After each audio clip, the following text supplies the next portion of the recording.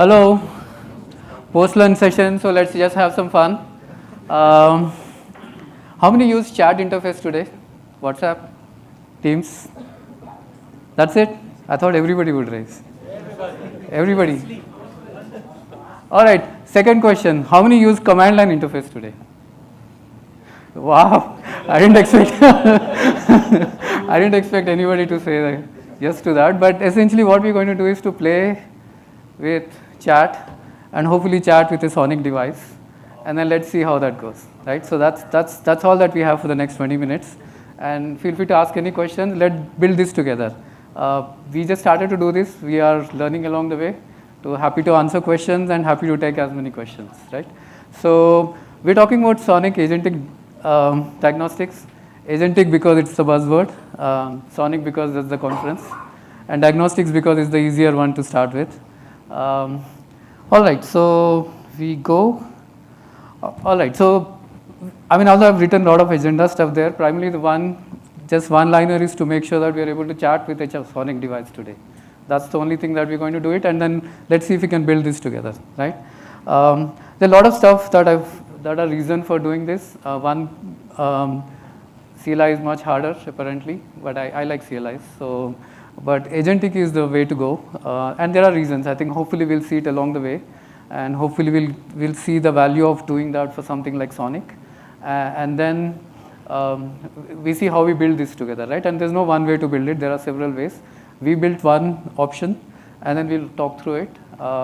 Feel free to ask any questions, and then say I want to change this. I want to retain this. Whatever that works for you. Although there are a lot of reasons why we want to do it, I think one big reason is the MTTR. You want to have resolution fastest way that you can. But more importantly, we did it because it was fun thing to do. Navya and Costa wanted to do something interesting, and then we just did it. So it's more of learning along the way and showcasing what we have. So let's just do this together, right? So as I said, this is an agentic approach to debugging. And debugging because there is a human in loop, it is not production critical yet. I think there are phases before you can really hit into the production and make this something that you would want to use in production. I don't think we are there yet in terms of saying that I want to do like an entire remediation with agent, but we can do that. I think if we see how the solution is built, I'm hoping that you'll agree with some of the things that we've been working on, right? Benefits, I think we can go through it, but essentially the benefit is primarily it's a much easier interface to play with, and it's a much richer interface to play with, right? How many of us use tools for debugging? All of us, right? How many tools on average do you use for debugging? Pick a number, as in 5. Someone better than number 5? More than 5? It's an auction, you can pick any number. All right, so but reality is it's more than one, right? So, and then you have different interfaces to different tools. One of the things that is possible with agentic stuff is like you can presumably have a single unified interface, talk to different tools. So that's what we're hoping to do through this conversation. See how we can actually leverage it, and it's much more powerful than going from one context to the other because agent retains the context. It retains the context of, like, let's say you start the debug session. I think all of us have somewhat gotten used to playing with agentic chat interfaces now. So you understand that it has context and then it can retain context, and that can help you in the debugging. That's where we see the value of it, right? Okay, so this is our basic diagram, and I think we can spend some time running through this. This I think we are familiar, right? So this is GNMI CLI. SONiC has a GNMI CLI. So I think what we have not put here is like connect this to a SONiC device. I think it's there in the next one slide, so we can go back. But essentially what we have is a GNMI interface to the SONiC device, right? And now we are trying to build from there and then see how that goes. So starting with it could be GNMI server, it could be SNMP, it could be log interface, it could be any of the number of things that you would normally require from a device, right? In this case, we have just put 2 examples, one of GNMI, other is of log. And what we are hoping to do is see how they all connect, and then you can interface with different tools and then have a unified interface. So let's start from here. I'll go back. How many of us are familiar with agentic generally buzzwords? Should I spend a little more time on it? I see some hands raised, some hands there. Okay, so MCP server, everybody familiar? Okay, so for just a quick recap, MCP server is something that is, the way the folks who have defined MCP server, it is called Model Context Protocol, and then the way they've defined it is, see it as like a USB-C interface, which has a bunch of tools that an agent can speak to, all right? Presumably LLM, but we have put one more box there, and then we'll come back to why we need that box. But essentially, we need an MCP server because you want a unified interface to all the other stuff. So like for instance, here you have GNMI, but let's say I have an SNMP here, so it should not matter to the agent whom it is talking to. Or rather, you want to standardize the interface between the tools and the agents. So that's the value of having an MCP server there. So that's what we are putting in there as a GNMI MCP server. We put in one log as one more, just to give a sense of that you can have any kind of different tools that you would want to use for debugging. I hear that you say I've worked with 5 tools. Maybe you can have all 5 there and then list them and then have agent connect to each of them. And then we have an orchestration agent. Orchestration agent is the main agent through which you can say that I want to go and run through different agents. So that's the basic summary, right? And then we have something called as an agent-to-agent protocol. How many of us are familiar with agent-to-agent protocol? Okay, so see agent-to-agent protocol as something that you would use to communicate between the agents. Like MCP server is standardizing the interface to the agent, and agent-to-agent protocol is standardizing the communication between the agents. That's all that we need to know in this context.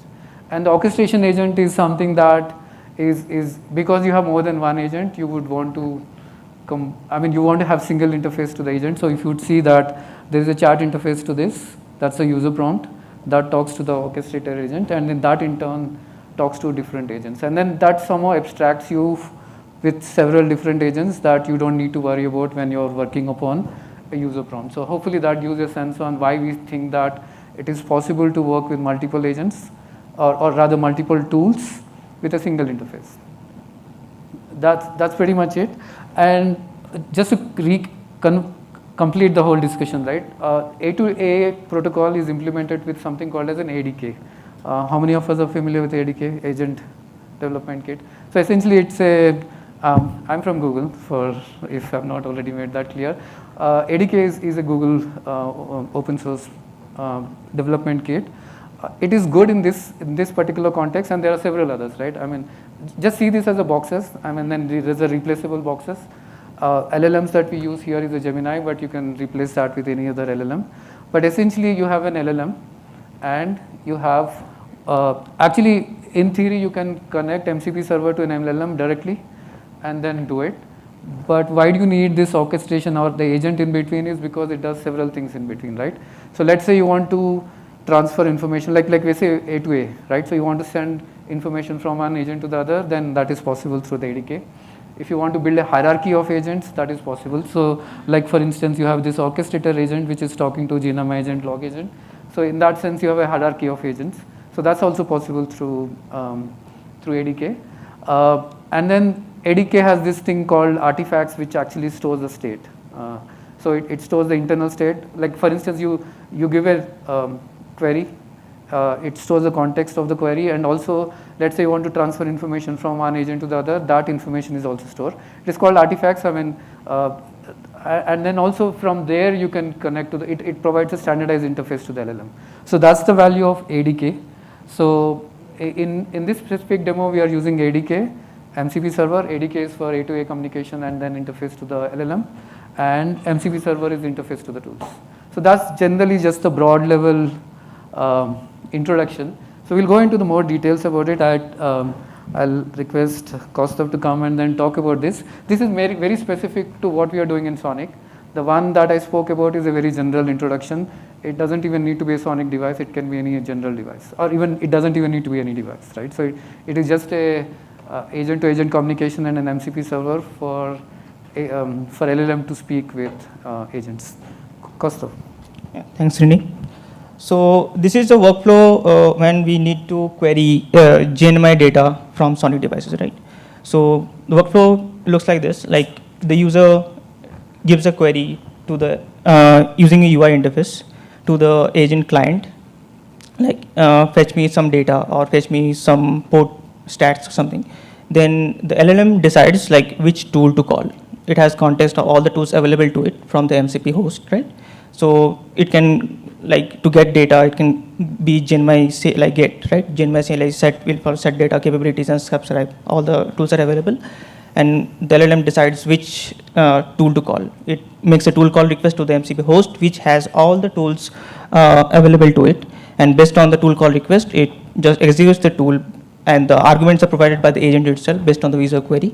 And after it connects, and the MCP host is connected to the SONiC devices for giving the data, right? And then after the tool is called, the tool call response is passed back to the agent, and it gives the response to the user. Over to Navya.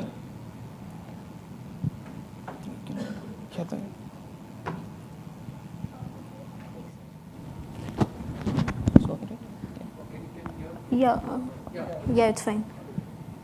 Next slide, please. Okay, so going through the key components of a SONiC agent, the first one is GNMI for real-time telemetry. So SONiC has the ability to publish events of interest through GNMI, and that's why GNMI is the primary and reliable data source for our demo. So it can publish events such as route state changes, such as a BGP neighbor coming up or down, or link state changes, example, a port going up or down, and interface errors, which can signify errors related to physical layer. So our GNMI agent, it subscribes to the data from the GNMI real-time telemetry, and then based on that we can debug and do SONiC diagnostics. So the command line tool that we have used for this is GNMI C. That link we have provided. Next slide. Yeah, the second is model context protocol. So it provides a good data source and context for the agent to act intelligently and pick what is required. For example, in case of an error with BGP routing, the agent can check the telemetry database and log database based on what is required, and provide debugging insights. And the third component that we have is agent-to-agent communication. So it is for communication. So this allows multiple agents, to work collaboratively together for debugging. So for example, if we have a routing error based on a port, due to a port, what happens is the GNMI agent can get the GNMI telemetry data related to the port, and then it can the log agent can get the log data for the port, and both of the agents can work collaboratively for debugging. Yeah, next slide. So these are the tools that we have used. So as Srini talked, it's Google ADK library that we are using, and GNMI C. And yeah, for now going over to the screenshots of our demo. So yeah, these are the feature lists. So this is the basic capabilities of what the agent can do. So we can run GNMI get, set, and subscribe based on simple chat with the SONiC interface. So the agent has shown some of the commands that we can run, such as show GNMI data for a specific interface, or get a status, or get the counters for interface. We can subscribe to a certain path and monitor that through the agent. Now, yeah, so this is a sample for a GNMI get query that we can run through the interface. So let's say we want to get counters for only the interfaces that are operationally up. So the agent would get the data from GNMI, and based on the telemetry data, it will filter the interfaces that are operationally up and return me the answer for in octets that I needed. Yeah, this is the basic flow. So the query, and based on the query, the GNMI agent figures out the path that is to be invoked, and then it gets the data and analyzes the outputs, and then gives us the result. Okay, so yeah, this is just a sample result for another query. So we ask for multicast packets based on their and categorization of interfaces based on their operational status. Now going over to GNMI set. So GNMI set, it basically allows us to set some config through the chat interface directly. So yeah, the flow is similar. Like a user query comes in and it goes to the MCP server, which sends it over to the SONiC agent, and then the action and the path are determined, which is the GNMI path that we want to set, and the JSON is constructed, and after that we invoke the set tool and the output is given out. So here we have successfully changed the description of two of the interfaces using a single command, a single chat prompt. Yeah, so result is on the next slide. So yeah, this is the result of. After that, we can do GNMI get and see the results of the running the set command. Next is GNMI subscribe. So we can subscribe to any kind of data we want. So here we have out packets and out octets on a particular Ethernet for a given duration that we can configure, and based on that it collects data for that duration and then sends it, and we can ask questions about it also. So yeah, this is the basic flow of the demo, and now we will have a video demo for this.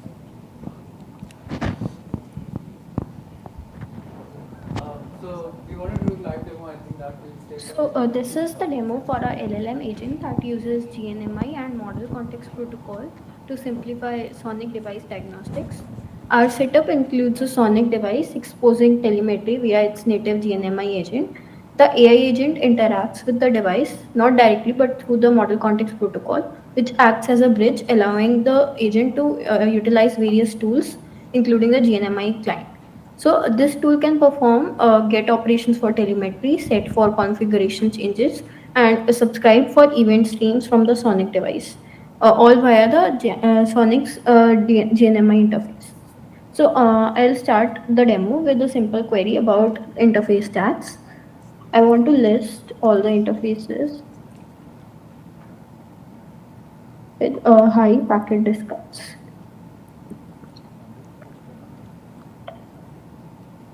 Now, based on the query, the agent will select the appropriate tool between get, set, subscribe, and capabilities.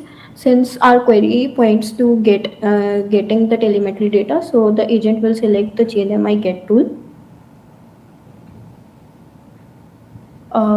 So yeah, agent on its own decides the paths that will have the telemetry data. This is done through the context that we have provided the agent. We have used GNMI tree as the context for this agent. So yeah, this is what we have got. We have like two of the interfaces have a high discount count comparatively of 4 discards. So these are the possible causes which could cause the high discard count, and yeah, this was the result of our get command. Now going ahead, we can also run something like we can get all of the interfaces that satisfy a multiple list of criteria, such as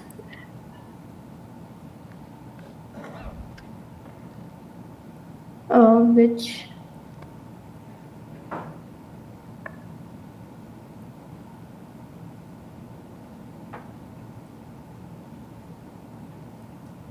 So again, this is also a get command. So the SONiC agent will get all of the data for the interfaces and filter these based on our query. So this definitely reduces the manual work involved in getting all of this data.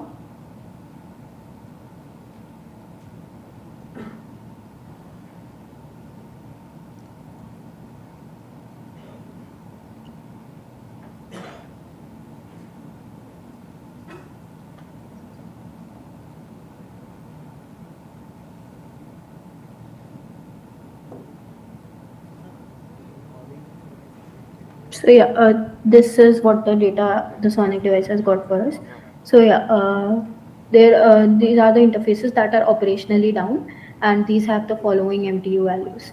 Now I am going to move to the demo of GNMI set, and we are going to change the MTU value of one of these interfaces. So I want to set MTU value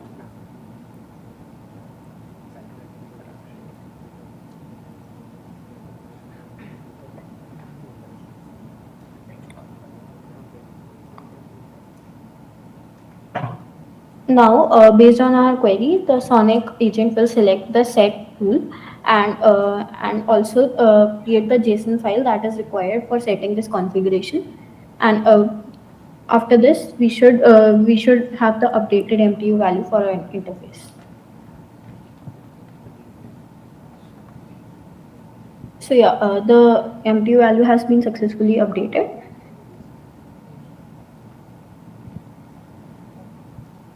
So this is the demo for our LLM agent that uses GNMI and model context protocol to simplify SONiC device diagnostics. Our setup includes a SONiC device exposing telemetry via its native GNMI agent. The AI agent interacts with the device, not directly but through the model context protocol, which acts as a bridge, allowing the agent to utilize various tools, including the GNMI.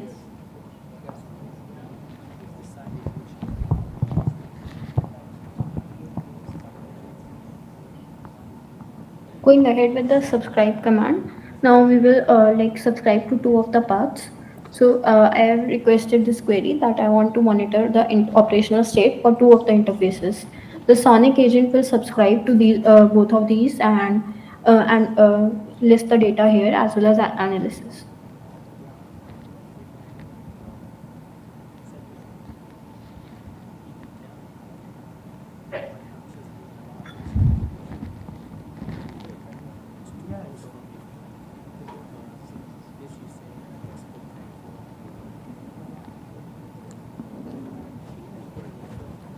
Yes, so this is the subscription data for both of our interfaces.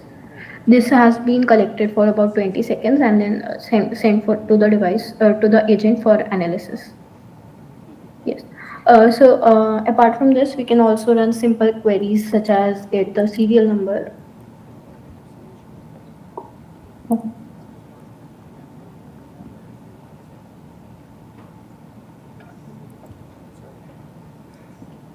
And we can also use the capabilities to see the models that are supported by the SONiC device. So yeah, this is, we have got the correct output. So this is all for the demo. Thank you.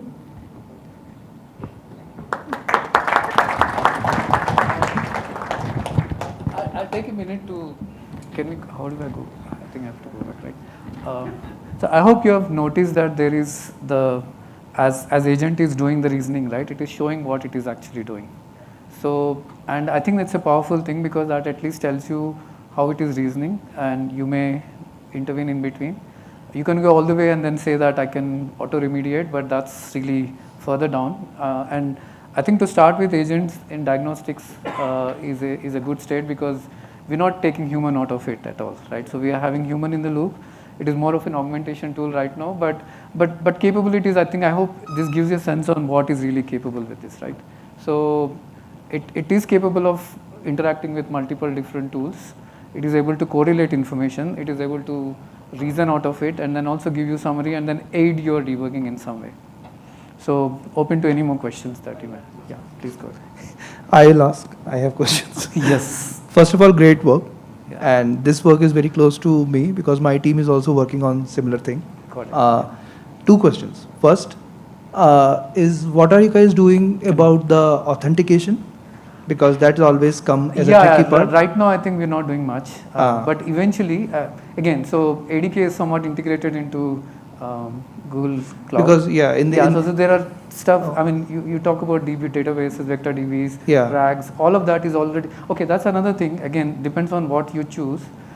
Each agent has a rich ecosystem on its own. Like let's say you want RAG or vector DB or authentication or any of the other things that you would normally need. Like let's say now I think there is this move towards Kubernetes agents. I mean Kubernetes or other agents running inside as a Kubernetes pod. Then it will be more. Then it becomes more. So I think in the ADK.3 it is already supported. Okay. So it's getting there.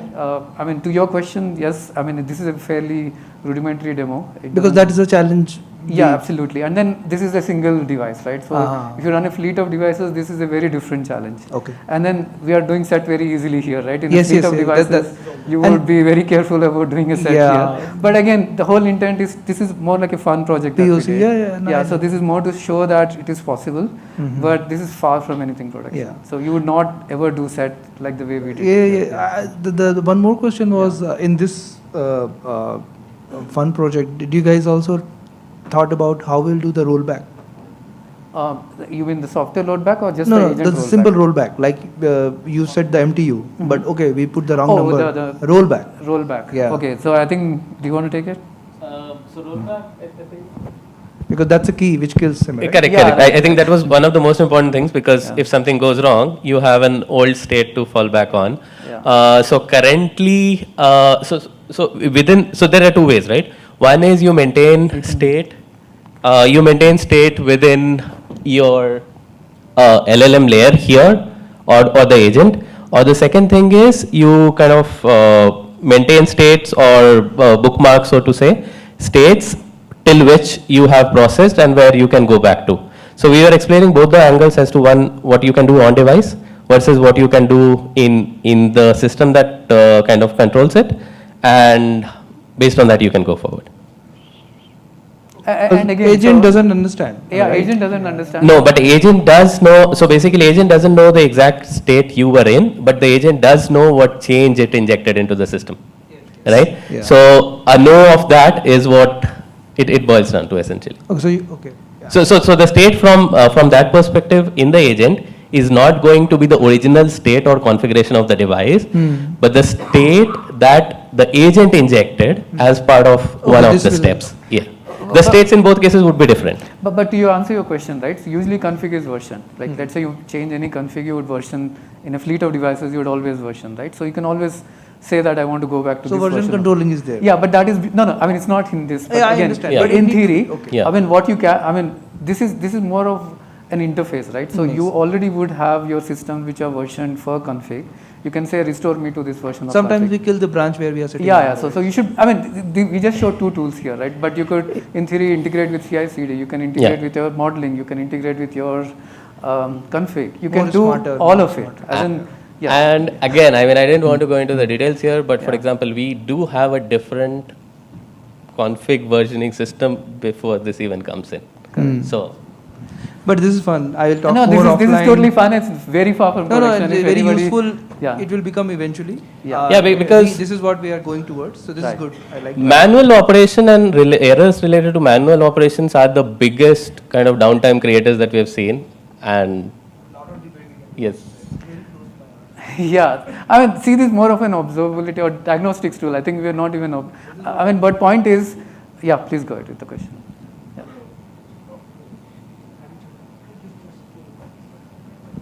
Hello. Now you can join.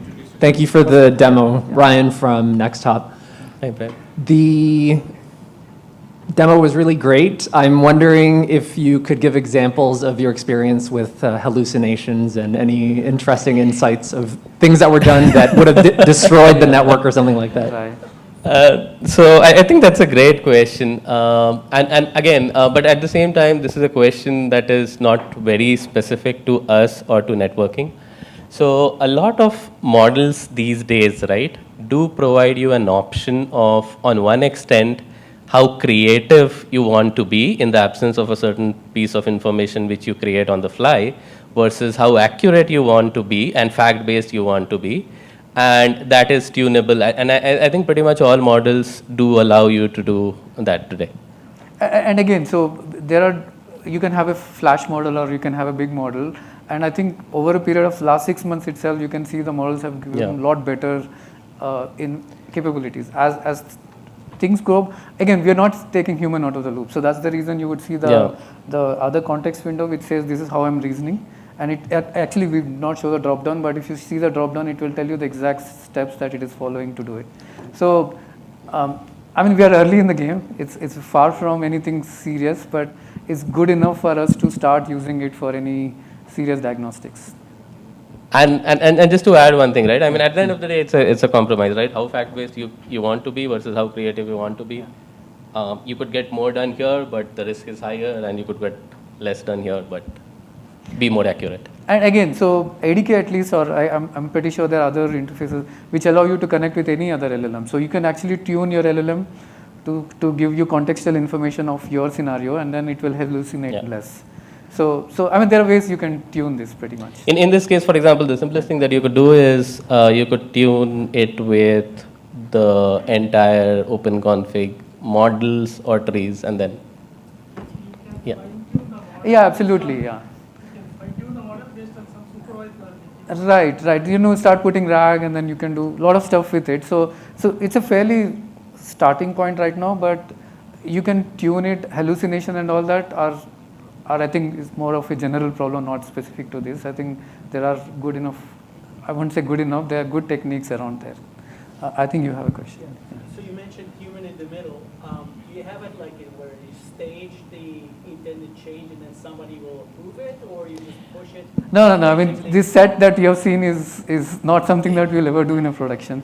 This is more something that we just showed it here. But you do have kind of like human. Yeah, absolutely. Yeah. Yes. So any config. So for any config, I think you'll do something Yeah, like that. It's version validated, all of the regular stuff, right? So you would not do this in production where you would set. But maybe you can do set of, like, let's say, enabling the debug log level to be higher level or lesser level. You can give a limited number of things that could be helpful for your diagnostics, but that doesn't necessarily change anything in your production system. So you could do a limited set, but you can't like go change MTO or something. I think that's more of an example to. And I think the other part of the story is also, more often than not, you do not have those many gateways to set the state or configuration of the device. So it's pretty well controlled generally as well. Whereas if you look at the kind of places and methods from which you can get diagnostic information, whether it's some log, whether it's some GNMI, whether it's some tool, some internal state of a protocol, etc., are far and diverse, and is more cumbersome and toilsome for anybody to do that. So even that way, agent to agent is kind of becomes more relevant there, because rather than you trying to understand 5 different methods, trying to correlate all the data and get to a conclusion, different agents will do the job for each for their own role, and then correlate and combine that data and present the finding to you, and then you can kind of. And just to add, right? So some of the agents don't need to be sitting in the box. Like some of the agents can be sitting in the box now that we have container agents and all that stuff. But some of the reasoning, like really correlation, ML algorithms running, they can be in a cloud or like wherever, in a centralized place. So these are super distributed model in some way. I would respectfully disagree. We have several deployments. No company wants to go to the cloud. I have zero. No, okay. I mean, at least centralized place. It can need not be on.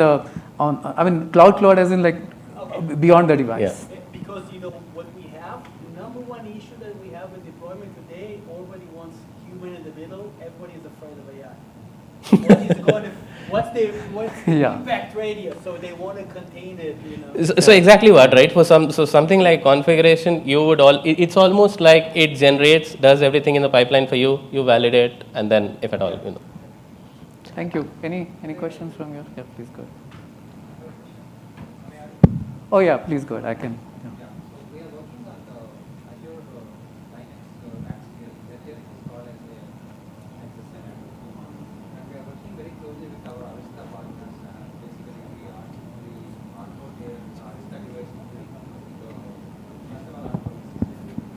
So we work very extensively on the GNMI and all. And we are also working on use cases like agent-to-agent communications.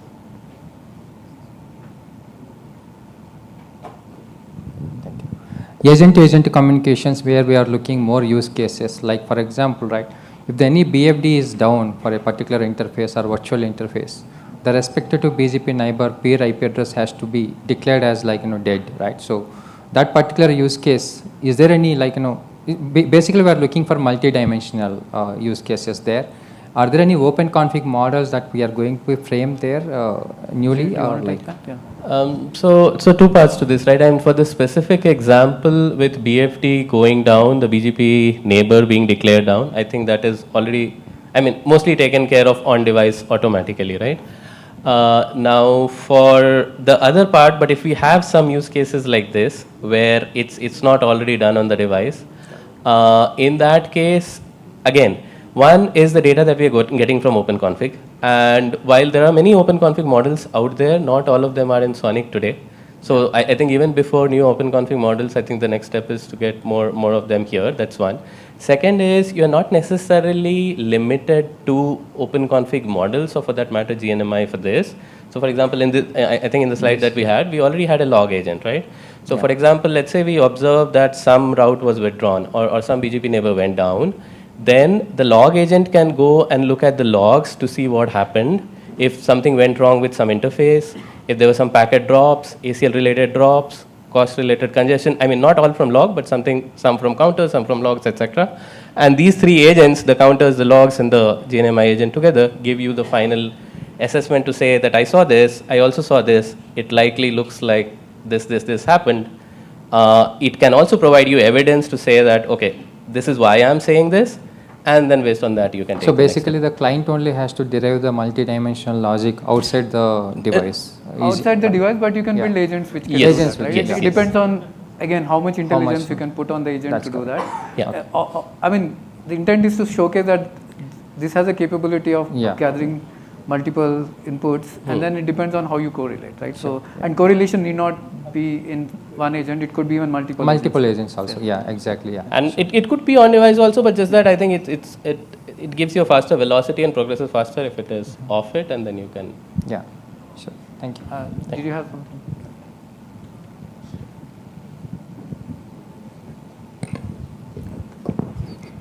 Hi, myself Partha from Broadcom. So I think we are using Gemini model here, which is running in the cloud. So if I am concerned about my data, right, data security, I don't want to run, for example, in the cloud. So do you think that alternatives that we are hearing right now, small language model, Yeah, right, you have SLM? Gemma and all that. I mean, Yeah. there are several models. Again, this specific, at least the ADK doesn't prescribe that you have to only pick this. Yeah. It is just that it is more integrated because it's Google ecosystem. But essentially, you should be able to use any LLMs that, or you can even use custom or even small language models the way you mentioned. We can fine tune that. And Fine tune, and you can even run local models like Gemma and other models. But okay, we have not really tested with Gemma because I don't know how good is the function calling with it. But again, it's possible. Yeah. So other thing is that since you're talking about agentic diagnostics, and where you will be probably if you figure out there is some problem from the log, then you'd like to configure certain things, right? So there is some kind of intent-based configuration that is becoming very popular now, right? Correct. You want to do something, there is some flapping, you want to shut down and do something, right? Absolutely, yeah. So do you think that there will be a special agent for that kind of intent-based configurations, which is For sure, right? I think it's a trend where that we can see. But at this moment, would I put my production network with something that will auto remediate and auto configure? I think, yeah. No, actually, very good question. I mean, we to be honest, we wanted to check whether we really want to put in set here or not. But one of the drivers was we can always start with something basic, like let's say you're seeing something happening. As part of remediation, you find maybe you need a more detailed logs, and for that, maybe your logging buffer is not sufficient. Probably something like that can be a starting point. Yeah, something close to diagnostics, like set a log level to critical or whatever or you want more verbose log. Yeah. Right. Those kind of stuff you want to do it, but to go all the way and then say I would change this production config, I think we are far from it. So I think this is pretty exciting that agent to agent communication and agentic framework is probably driving towards self-driving and self-healing network that you're talking about. Right. So how much do you think that this kind of agentic framework will be contributing towards, we can think of some kind of self-driving network where, of course, is going to, take human feedback loop in the critical juncture where you have to take some decisions. So do you think that we are going towards that direction? I mean, in some way it is already there, right? So human in the loop, if you take even the non this specific scenario, hits when you hit a threshold of the confidence level. So let's say you put a threshold of 80% confidence that whatever you've done is good, then go ahead with it. So you should be able to configure based on that confidence level, depending on the criticality, and then say, okay, you do auto remediate or you don't. Right? Confidence code, that's very important. So currently, even I mean, ignore this particular specific scenario. This is like network and this is super critical. But let's say talk about any general agentic stuff. So there, when you put human in the loop, you would generally trigger it at at a threshold. You say that I'm hitting some confidence level, and then I want human to be taking over from it. So that mechanism exists, but is it in a place that you would want to use in a production network? I think that's a very different conversation to have. Thank you. Thank you very much. Yeah. Okay. Any? No, I think there's a question. Yeah, please go ahead. We have multiple agents of the servers sitting in between when we raise a query and then it is being suggested. And I could also see that there are a lot of jobs are happening because you might be getting the data from a far end and then trying to process that data. So are there any protocol optimizations or have ever been thought of it or already being done so that we can reduce these latencies and then give quick results to the end user in terms of the response? Latency as in like you see that dot happening. Yeah. So that is, I think, maybe processing that is happening on the data. Yeah. So also like we have multiple servers here, orchestration agent, and then there is a GNMI server and then MCP server, and then if he is requesting a foreign data from someone else, so there are multiple stages being involved over here. And if we are starting doing this, maybe latency of the response to the actual query might take some time. Are there any optimizations thought of it or already being done in the existing? No, I mean, okay, so if you have more abstraction, you'll add more latency. Right. So there's always a cost-benefit ratio. Right. At least the way we see these components, I think MCP server has a fairly good value because you're sort of abstracting things away from it, and then this whole agent-to-agent communication in ADK has as a big value. So you can, in a very theoretical way, you can short circuit and then say LLM can talk to The MCP directly. yeah, but then you'll be doing a lot of stuff that would be required to be done anyway, like some retain context. Right. Or like, let's say you want to communicate between agents in a very structured way, then you need all of that abstraction. Yeah. So, I mean, it is possible, but in a diagnostics, 1-2 seconds, probably Okay. will live with it. Okay, thank you. Yeah, any last questions? Anyone? Thank you. Cool. Okay. Thanks Thank a you. lot. Great session. Thank you.